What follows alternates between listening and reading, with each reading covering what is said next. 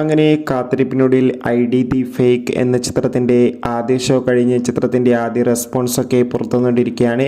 ആ ഒരു അപ്ഡേഷനാണ് ഇന്നൊരു വീഡിയോ ഭാഗത്ത്. വീഡിയോയിലേക്ക് മുൻപ് വീഡിയോ ലൈക്ക് ചെയ്യുക, ചാനൽ സബ്സ്ക്രൈബ് ചെയ്യുക.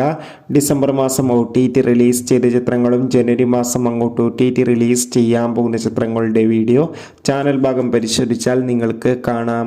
ധ്യാൻ ശ്രീനിവാസ്, ജോണി ആൻ്റണി, ദിവ്യ പിള്ളെ എന്നൊക്കെ പ്രധാന കഥാപാത്രങ്ങളായെത്തി ഇന്ന് റിലീസ് ചെയ്ത ചിത്രമായിരുന്നു ദി ഫേക്ക്.